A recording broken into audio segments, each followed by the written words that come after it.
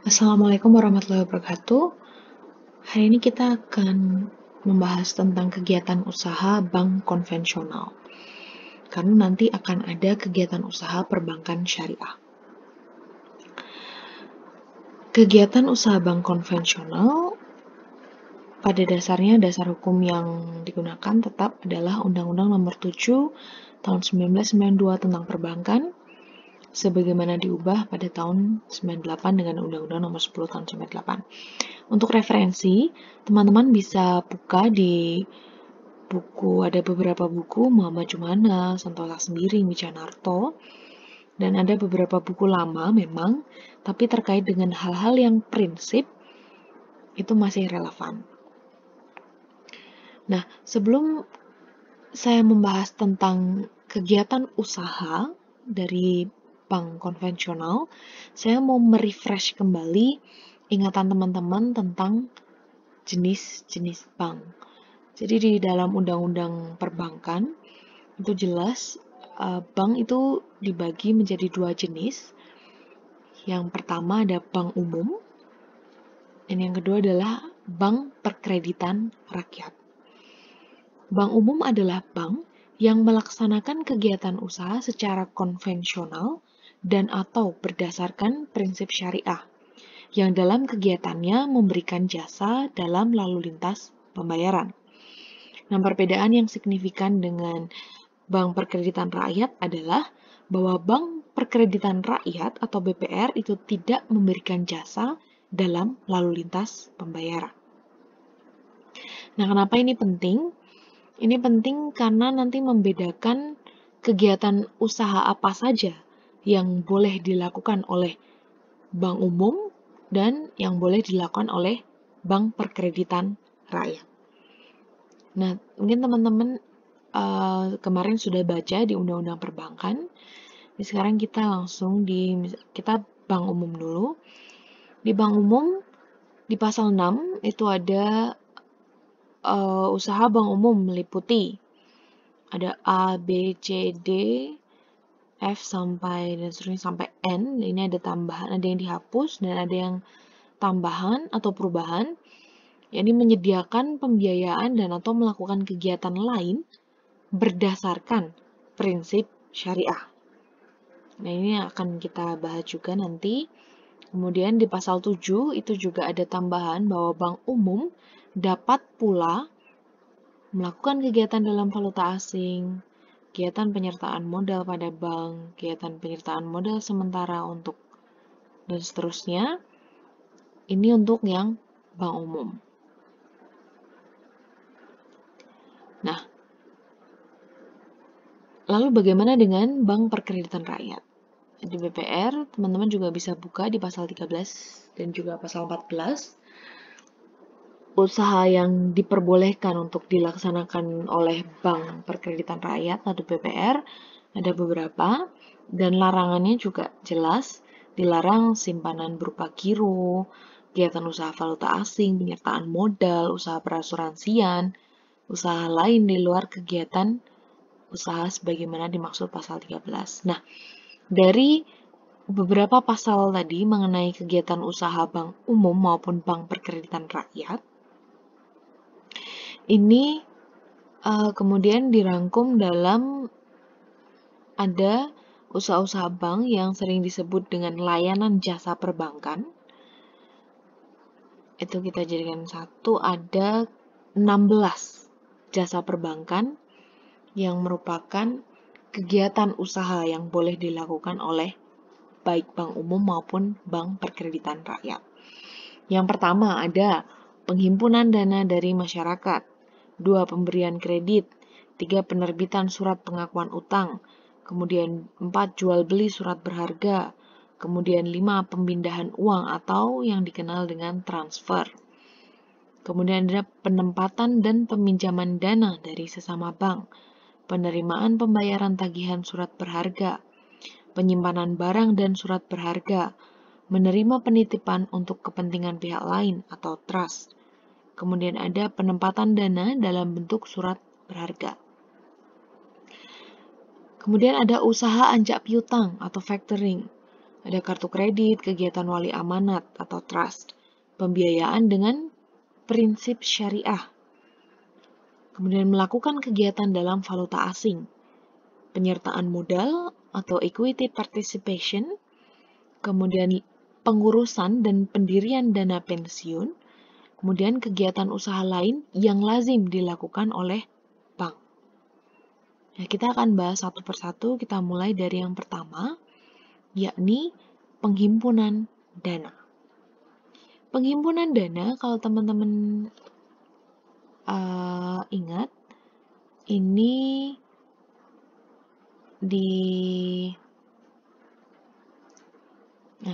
penghimpunan dana bisa berupa giro, deposito berjangka, sertifikat deposito, tabungan, dan atau bentuk lain yang dipersamakan dengan itu. Nah, yang dipersamakan dengan itu maksudnya untuk mengakomodir ada kegiatan penghimpunan dana di luar dari 4 bentuk ini yang belum diatur, tapi tetap mengacu pada Undang-Undang Perbankan. Pada dasarnya tadi bahwa BPR itu tidak diperbolehkan melakukan kegiatan dalam lalu lintas pembayaran.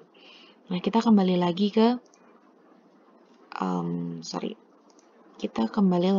ke penghimpunan dana. Yang pertama, ada yang namanya bentuknya simpanan giro atau dikenal demand deposit atau checking account. Giro adalah simpanan yang penarikannya dapat dilakukan setiap saat dengan menggunakan cek, biliet giro, atau sarana perintah pembayaran lainnya, atau dengan pemindah bukuan. Nah, kalau di rumusan di pasal 1 angka 7 di undang-undang yang sebelumnya, ini menggunakan kalimat yang jelas bahwa giro adalah simpanan yang dapat digunakan sebagai alat pembayaran. Nah, oleh karena itu, BPR itu tidak diperbolehkan atau tidak diizinkan untuk menerima simpanan dalam bentuk giro. Karena tadi tidak boleh memberikan jasa, tidak boleh melakukan kegiatan dalam lalu lintas pembayaran. Nah, giro ini dilakukan dalam mata uang rupiah, boleh dilakukan dalam mata uang asing, namun terbatas hanya pada bank devisa. Simpanan giro pada dasarnya merupakan sumber dana utama bagi bank, sedangkan bagi nasabah merupakan sarana untuk mempermudah transaksi kegiatan perbankan. Karena apa? Karena pada dasarnya giro ini kayak cek atau biliet giro itu, kalau teman-teman pernah dengar, untuk pembayaran. Misalnya ada orang atau perusahaan yang punya rekening giro di suatu bank, kemudian dia mau membayar, dia bisa mengeluarkan bisa mengeluarkan cek tadi atau biliet giro sebagai ganti. Nah, kemudian orang yang menerima cek atau biliet giro itu bisa mengajukan ke bank yang bersangkutan. Nah, sebagai imbalan bagi seorang penyimpan uang dalam bentuk giro itu diberikan namanya bunga giro. Ini contoh yang biliet giro, ini ada, bisa kalian cari di internet. Ada beberapa contoh cek, biliet giro, dan sebagainya. Nah, yang kedua adalah simpanan deposito atau time deposit. Deposito adalah simpanan yang penarikannya hanya dapat dilakukan pada waktu tertentu berdasarkan perjanjian nasabah penyimpan dengan bank. Ini sering disebut dengan deposito berjangka. Kenapa berjangka? Karena simpanan ini ada jangka waktunya. Jangka waktu tertentu, manakala sudah jatuh tempo baru bisa ditarik. Jadi deposito ini mempunyai tanggal jatuh tempo yang ditetapkan. Bisa dibuktikan dengan instrumen tertulis, dan deposito ini menghasilkan bunga yang tetap bagi nasabah.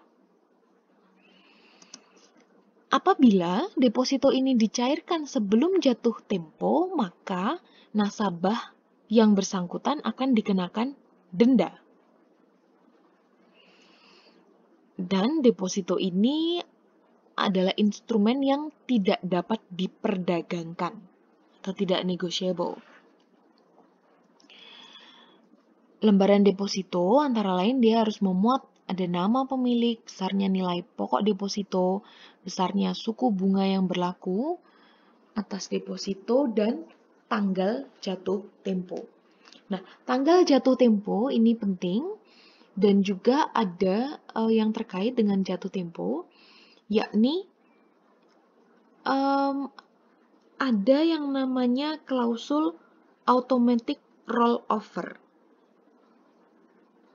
yakni klausul yang mengatur sepanjang pemilik deposito itu tidak memerintahkan untuk perpanjangan atau untuk penarikan, maka Oke. Nah, tanggal jatuh tempo ini penting. Penting kenapa? Karena ini berkaitan dengan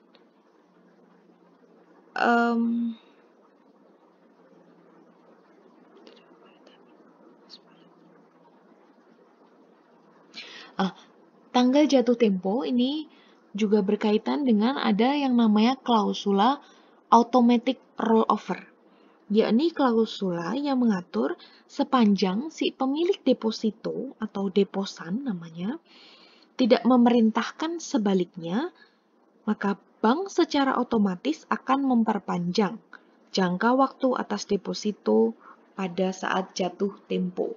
Jadi misalnya ketika jatuh tempo itu tidak diambil atau si pemilik deposito ini tidak memerintahkan untuk pengambilan simpanan, maka akan otomatis diperpanjang oleh bank.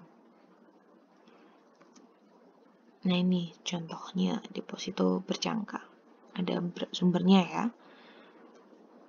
Nah, yang ketiga adalah sertifikat deposito.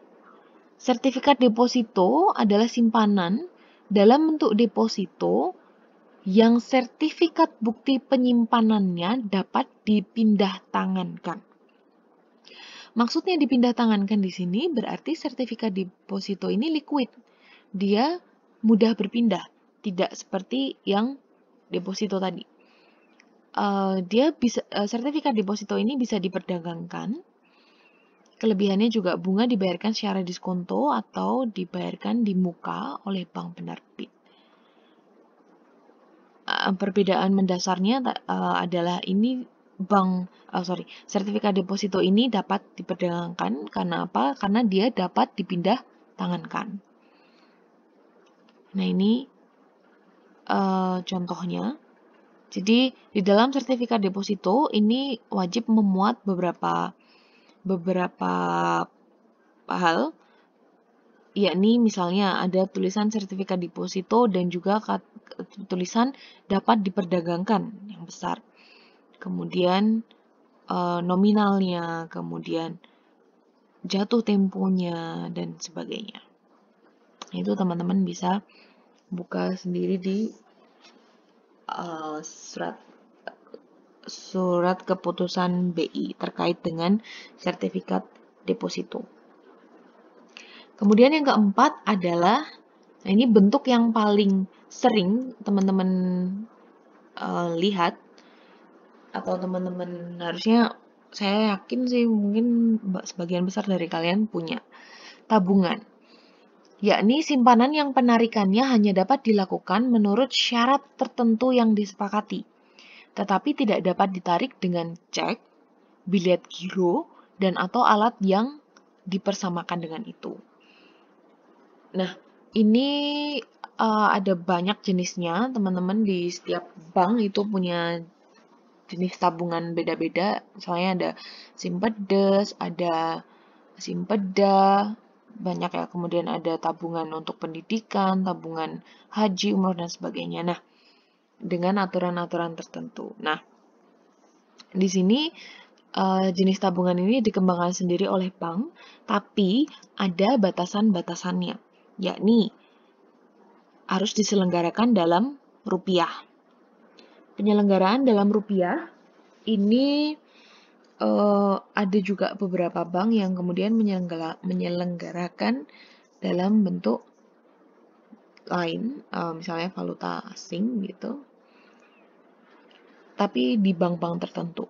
Kemudian penarikan hanya dapat dilakukan dengan mendatangi kantor bank, makanya ada teller atau alat yang disediakan, misalnya ATM, bukan cek atau bilet giro atau alat yang dipersamakan atau alat pembayaran.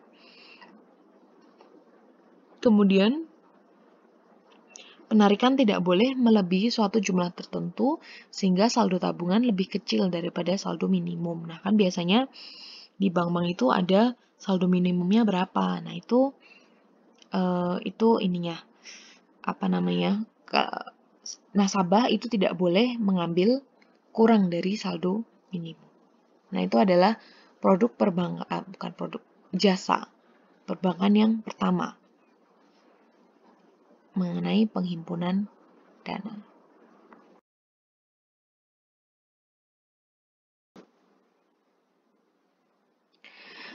Oke, selanjutnya kegiatan usaha perbankan yang lain adalah pemberian kredit. Pemberian kredit adalah penyediaan uang atau tagihan yang dapat dipersamakan dengan itu berdasarkan persetujuan atau kesepakatan pinjam-meminjam antara bank dengan pihak yang lain. Yang dari kesepakatan itu mewajibkan pihak peminjam untuk melunasi utangnya setelah jangka waktu tertentu dengan pemberian bunga. Nah, oleh karena di sini ada kegiatan pinjam-meminjam, kemudian pihak peminjam diwajibkan untuk melunasi utangnya terhadap bank, maka bank dalam hal ini harus melaksanakan prinsip kehati-hatian dengan menjaga unsur keamanan dan unsur keuntungan dari suatu kredit. Teman-teman kalau masih ingat, saya pernah menyampaikan bahwa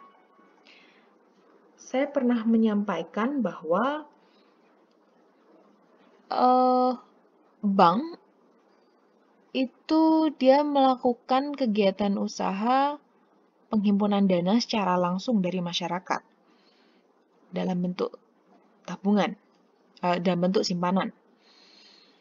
Nah, berarti uang-uang yang ada di bank itu kemudian ada sebagian yang dikelola oleh bank supaya menjadi produktif. Nah, ini adalah salah satu cara supaya uang yang dikelola oleh bank tadi produktif, yakni dengan pemberian kredit. Nah, berarti uang tersebut adalah uang dari orang banyak, orang-orang yang menyimpan uangnya di bank gitu. Nah, berarti bank harus menjaga prinsip kehati-hatian supaya kredit yang disalurkan itu aman dan di sisi lain juga memberikan keuntungan terhadap bank. Seperti itu. Kemudian, yang selanjutnya adalah menerbitkan surat pengakuan utang. Kegiatan usaha yang lain dari bank adalah menerbitkan surat pengakuan utang. Apa itu? Surat pengakuan utang ini bisa berjangka panjang, bisa juga berjangka pendek. Surat pengakuan utang yang berjangka pendek itu adalah sebagaimana dimaksud dalam pasal sebenarnya pasal 100 sampai pasal 299 KUH Dagang, yakni yang biasa disebut dengan surat berharga pasar uang. Jadi kalau yang berjangka pendek itu biasa beredar di pasar uang, makanya disebut surat berharga pasar uang, yang bentuknya ada surat sanggup, accept atau promise, dan juga wesel. Untuk bentuknya seperti apa, teman-teman bisa cari sendiri. di internet. Ada banyak sekali contohnya. Kemudian yang surat pengakuan utang berjangka panjang itu bentuknya bisa obligasi atau sekuritas kredit.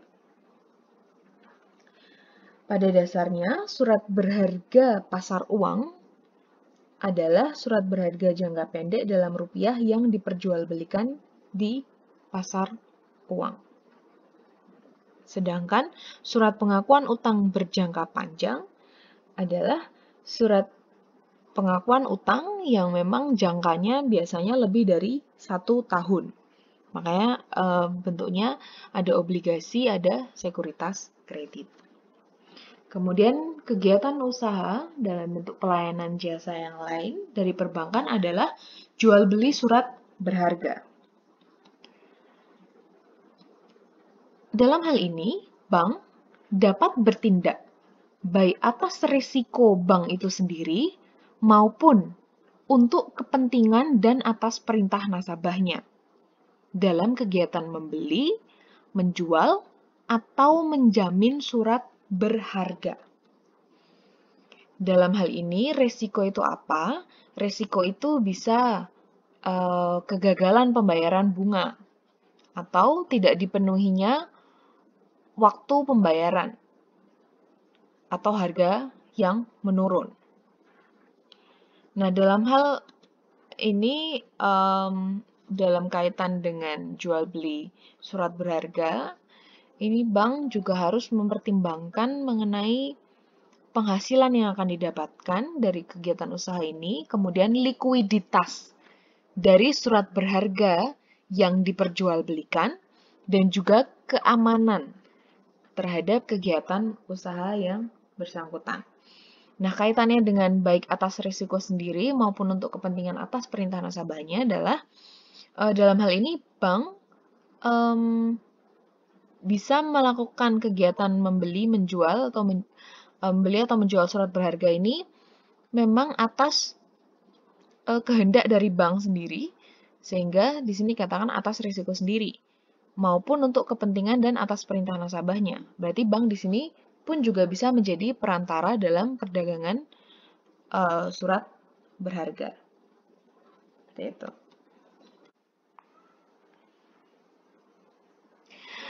Nah, untuk contoh dari surat berharga apa saja yang biasa diperjualbelikan atau diperdagangkan, itu ada beberapa, baik diperjualbelikan oleh bank maupun bank sebagai jasa perantara daripada jual beli atau perdagangan surat berharga. Jadi ada wesel, kemudian ada surat pengakuan utang dan kertas dagang lainnya. Kemudian ada jual beli kertas perbendaharaan dan surat jaminan pemerintah. Contohnya ada surat utang negara. Kemudian surat utang negara pun juga dia ditata usahakan oleh Bank Indonesia. Ada beberapa karakteristik tertentu dan sebenarnya di pemerintah Republik Indonesia pernah mengeluarkan beberapa kali surat utang negara. Yakni dia adalah surat perbendaharaan negara, dia juga obligasi negara. Baik itu bisa bentuknya berdasarkan bank penerbitnya bisa bank konvensional, bisa juga dalam bentuk sukuk atau surat berharga berdasarkan prinsip syariah. Kemudian ada sertifikat Bank Indonesia atau SBI. Nah, ini adalah surat berharga yang likuiditasnya cukup tinggi, lebih mudah diperjualbelikan. Kemudian jual beli obligasi, kemudian jual beli surat dagang, kemudian ada instrumen surat berharga lainnya, contohnya commercial paper. Oke, sekarang kita lanjut ke kegiatan usaha atau jasa yang lain adalah transfer. Nah, kegiatan usaha yang selanjutnya adalah pemindahan uang atau transfer. Kita lihat. Nah, pengertian tentang transfer dana itu teman-teman bisa lihat di Undang-Undang Nomor 3 Tahun 2008 tentang transfer dana. Pengertian ini lebih spesifik dan aturannya juga lebih spesifik dalam undang-undang ini. Yang dimaksud dengan transfer dana adalah rangkaian kegiatan yang dimulai dengan perintah dari pengirim asal yang bertujuan memindahkan sejumlah dana kepada penerima. Yang penerima itu disebutkan dalam perintah transfer dana tersebut, sampai dengan diterimanya dana oleh si penerima. Nah, dalam hal ini, dari definisi tersebut, terkait dengan prosesnya, proses suatu transfer atau remittance itu bisa berjalan melibatkan beberapa pihak. Ada pihak pengirim atau remitter, yaitu pihak atau nasabah dari bank yang mengirimkan uangnya melalui bank tertentu. Kemudian yang kedua adalah bank pengirim atau remitter bank. Nah, bank pengirim ini adalah bank yang mengirimkan uangnya dari si pengirim tadi. Kemudian yang ketiga adalah bank pembayar atau paying bank, yakni bank yang membayarkan pengiriman uang itu kepada si penerima. Nah, kemudian ada si penerima atau payee. Penerima ini adalah pihak ini bisa dia nasabah yang berhak untuk menerima pembayaran dari pengiriman tersebut. Juga bisa berkaitan dengan ada pihak yang terkait, yakni bank pemberi ganti atau reimbursing bank, yakni bank yang akan mengganti uang yang telah dibayarkan oleh si bank pembayar. Pihak bank pengganti atau pemberi ganti ini bisa dia terkait, bisa tidak, tergantung dari proses transfer dana yang berkaitan. Nah, seiring dengan perkembangan teknologi dan juga perkembangan mengenai kegiatan perbankan, maka ada yang namanya internet banking. Internet banking ini adalah sistem dari Bank Indonesia yang disebut BI Real Time Gross Settlement atau BI RTGS, yang merupakan suatu sistem transfer dana elektronik antar peserta dalam mata uang rupiah, yang penyelesaiannya dilakukan seketika per transaksi secara individual. Makanya teman-teman yang punya rekening di bank, kemudian bertransaksi menggunakan mobile banking atau internet banking sih khususnya. Internet banking, kalian akan langsung dengan mudah tinggal sentuh, tinggal klik, mengirim ke seseorang yang jelas dimasukkan nomor rekeningnya, kemudian nomor PIN, selesai, nominalnya selesai, nah maka langsung akan selesai seketika waktu. Walaupun itu antar bank. Kenapa? Karena ada ini sistem BI Real Time Gross Settlement. Nah, hal ini berbeda kalau teman-teman melakukan proses transfer misalnya dengan manual, datang ke teller, kemudian teller mengirim uang ke bank yang berbeda.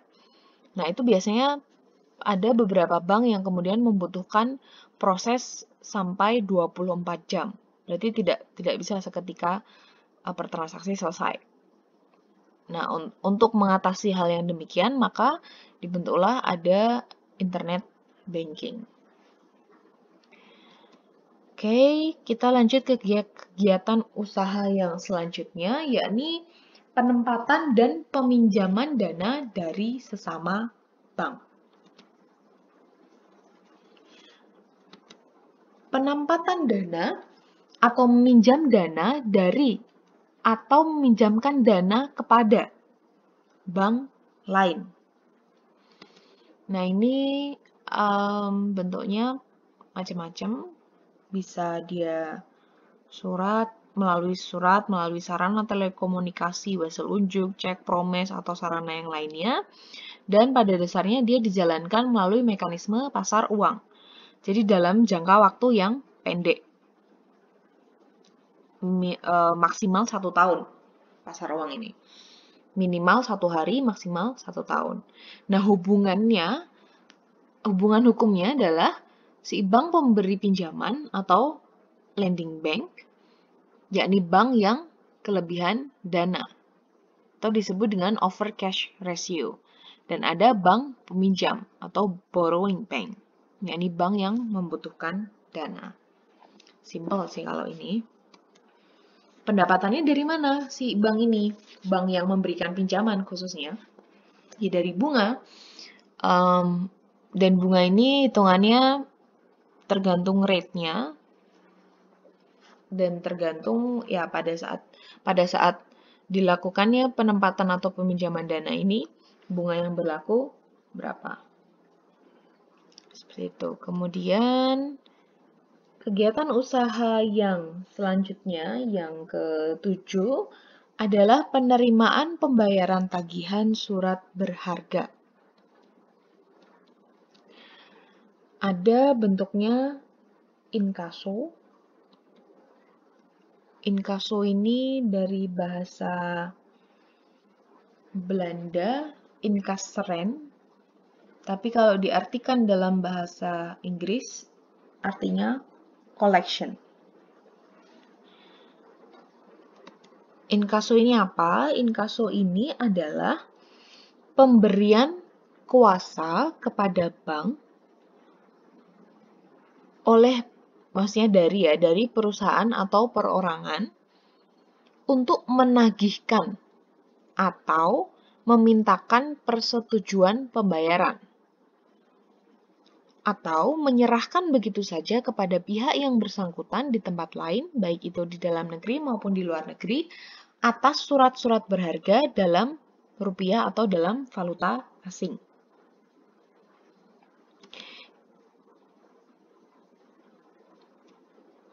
Pendapatannya dari mana inkaso ini? Dari biaya inkaso atau pembayaran penagihan. Inkaso ini ada inkaso berdokumen, ada inkaso tidak berdokumen. Inkaso berdokumen itu apabila surat-surat berharga tersebut yang diinkasokan disertai dengan dokumen-dokumen lain.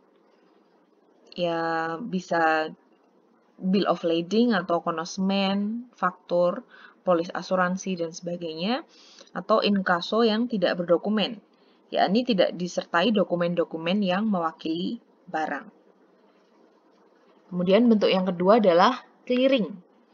Clearing ini dari istilah bahasa Inggris to clear atau clearing, yang artinya membersihkan utang piutang antar bank yang terjadi pada hari itu. Nah, dalam hal ini, warkat atau lalu lintas pembayaran yang dapat diperhitungkan dalam suatu kegiatan clearing, itu ada cek, ada biliet giro, ada surat bukti penerimaan transfer dari luar kota, kemudian wesel bank untuk transfer, nota kredit, nota debit. Nah, sebenarnya untuk wesel itu yang kalau mungkin kalian bisa tanya ke orang tua kalian atau mungkin ke kakek nenek yang pernah menggunakan wesel. Jadi kalau zaman sekarang kan akan lebih mudah ya untuk transaksi keuangan, bisa menggunakan internet banking dan sebagainya. Tapi di zaman sebelum ada internet banking atau belum ada kemudahan-kemudahan sebagaimana sekarang, wesel ini cukup membantu mereka-mereka yang misalnya di perantauan gitu, jadi mendapatkan kiriman dari orang tua, mereka mendapatkan wesel, kemudian dicairkan di bank. Nah, gitu. Oke, kemudian yang selanjutnya adalah penyimpanan barang dan surat berharga. Ini penyimpanan ya, berarti kita membicarakan mengenai safe deposit box. Safe deposit box ini adalah sebelumnya gini. Jadi dalam rangka penyimpanan barang dan surat berharga, maka bank itu bisa menyewakan yang namanya safe deposit box. Jadi bentuknya kotak gitu, berupa kotak, dan penyewaan ini untuk ukuran dan jangka waktu tertentu. Ya, kotak ini, safe deposit box ini digunakan sebagai sarana penyimpanan barang-barang berharga milik nasabah tanpa diketahui mutasi dan isinya. Jadi, nasabah itu bisa aja mau menyimpan barang berharga miliknya, misalnya surat-surat berharga gitu disimpan di dalam sebuah box di bank, dan itu adalah bagian dari kerahasiaan nasabah yang harus dijaga, atau bahkan bank sendiri tidak, bahkan isi atau mutasi perpindahan dari isi dari deposit box itu tidak diketahui oleh bank. Nah, ini pendapatan dari bank itu didapat dari imbalan atau fee atas jasa bank berupa biaya sewa, dan juga ada biaya deposit atau jaminan kunci. Nah, hanya saja terkait dengan biaya deposit ini, manakala masa penyewaan itu habis dan tidak diperpanjang oleh si nasabah, maka biaya deposit ini ada yang kemudian dikembalikan. Kayak gitu. Kemudian barang-barang yang boleh disimpan dalam deposit box ini adalah mata uang, ya, mata uang, barang-barang berharga, logam mulia, kemudian kertas-kertas berharga, sertifikat, dokumen-dokumen penting yang lain, barang-barang lain yang disetujui oleh bank. Nah, kemudian selanjutnya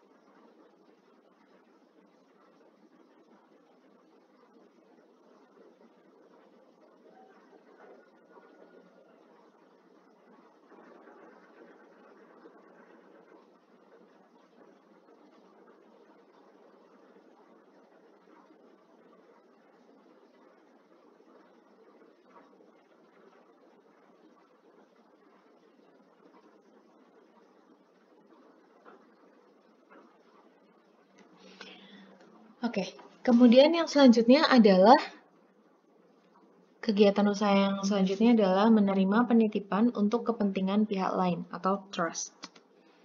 Penitipan adalah penyimpanan harta berdasarkan perjanjian atau kontrak antara bank umum dan si penitip. Dengan ketentuan, bank umum yang bersangkutan tidak mempunyai hak kepemilikan atas harta tersebut. Yakni di sini terdapat beberapa unsur, ada penyerahan harta dari pihak pertama yang disebut settlor kepada pihak kedua atau trustee, yakni bank itu. Kemudian pengelolaan harta, ini adalah untuk kepentingan dan keuntungan pihak pertama atau pihak ketiga. Berarti bisa juga si seseorang nasabah itu membuat perjanjian untuk kepentingan pihak ketiga atau beneficiary. Pihak ketiga atau beneficiary. Berdasarkan perjanjian kedua belah pihak, trusteeship antara si settlor dengan trustee atau pihak pertama atau nasabah dengan pihak bank. Bentuk dan isi dari trusteeship agreement itu ada beberapa macam. Ada full trusteeship, yakni di mana pihak pengelola atau pihak trustee atau bank itu mempunyai wewenang penuh untuk mengelola aset si penitip atau si pihak pertama tanpa meminta advice atau approval, tanpa meminta persetujuan dari pihak pertama atau pihak penitip. Kemudian ada yang kedua, advisory trusteeship. Advisory trusteeship ini adalah ketika pengelola atau si bank ini hanya bertindak sebagai pemberi advice kepada si pihak pertama atau settlor. Dalam bentuk ini, si penitip atau settlor itu mempunyai daya kontrol terhadap barang yang dititipkannya atau harta yang dititipkannya. Sedangkan si pengelola atau bank itu mempunyai kewajiban hanya memberi advice. Kemudian yang ketiga adalah hybrid trusteeship. Hybrid trusteeship ini kombinasi antara full trusteeship dan advisory trusteeship. Nah, di Indonesia terkait dengan trusteeship agreement atau terkait dengan trust agreement atau usaha trust, usaha penitipan ini terbatas pada mutasi dari barang yang dititipkan yang dapat dilaksanakan oleh bank hanya jika ada perintah dari penitip. Nah, maksudnya adalah pengelolaan dari harta ketika ada mutasi dari harta yang dititipkan itu hanya jika ada perintah dari si pihak pertama atau settlor. Nah, dalam hal ini memang bank itu menjalankan kegiatan usahanya berdasarkan pada hubungan fiduciary atau hubungan kepercayaan gitu dari pihak nasabah kepada pihak bank. Dan karena ini atas dasar hubungan kepercayaan atau fiduciary, maka harta kekayaan yang dititipkan kepada bank itu bukan merupakan aset bank. Beda dengan kalau ada bentuk simpanan, misalnya simpanan, maka bank mungkin saja menggunakan dana itu untuk dikelola. Tapi kalau terkait dengan trust atau fiduciary ini, maka harta kekayaan itu adalah tetap milik dari si penitip dan asetnya adalah tidak boleh dianggap sebagai aset bank. Gitu. Nah, dalam hal ini bank menerima imbalan atas jasa yang diberikan. Jasa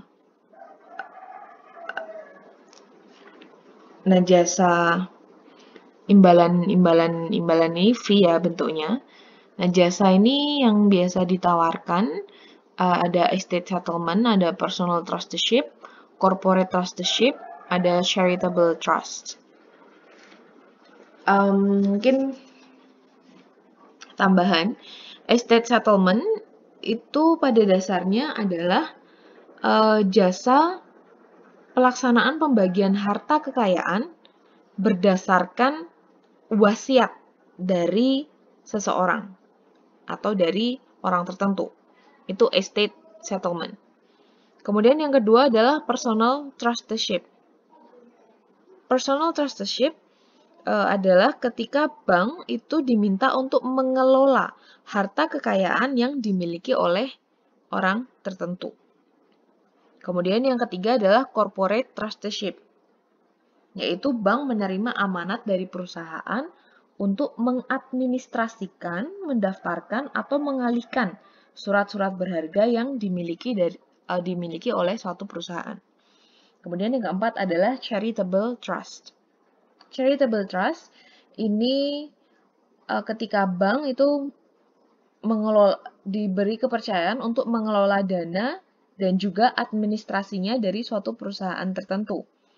Dan tujuannya adalah untuk kegiatan amal sosial. Nah, ini pernah dipraktekkan oleh BRI, Bank Rakyat Indonesia, dan jasanya dinamakan Dana Firdaus. Ya, mengelola dana dari masyarakat yang berupa wakaf dan juga infak. Nah, di Indonesia, terkait dengan trusteeship atau trust, usaha trust, ini yang diatur secara spesifik adalah bank kustodian. Bank kustodian ini akan dibahas lebih spesifik pada materi mengenai pasar modal. Pada pengantar aja sih, bank kustodian sebenarnya adalah didefinisikan sebagai bank umum yang telah mendapatkan persetujuan untuk menjalankan atau memberikan jasa penitipan efek dan harta lain yang berkaitan dengan efek, serta jasa lain termasuk misalnya menerima dividen, bunga, dan hak lain-lain, kemudian menyelesaikan transaksi efek, bisa juga mewakili pemegang rekening yang menjadi nasabah dari bank itu. Itu hanya tambahan aja tentang trust, usaha trust. Lanjut. Penempatan dana dalam bentuk surat berharga. Penempatan dana dalam ini bank hanya berperan sebagai penghubung antara nasabah yang membutuhkan dana dan nasabah yang memiliki dana. Namanya juga atau makelar di sini. Pembelian atau penjualan surat berharga untuk kepentingan orang lain dengan memperoleh imbalan. Dalam hal ini berlaku untuk surat berharga yang tidak tercatat di bursa efek, misalnya surat sertifikat Bank Indonesia. Nah, untuk kepentingan nasabah, bank wajib menyediakan informasi mengenai kemungkinan timbulnya risiko kerugian sehubungan dengan transaksi yang dilakukan oleh nasabah melalui bank.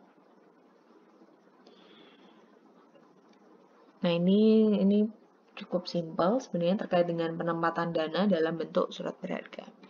Selanjutnya, usaha yang ke-11 adalah usaha anjak piutang, kartu kredit, dan kegiatan wali amanat.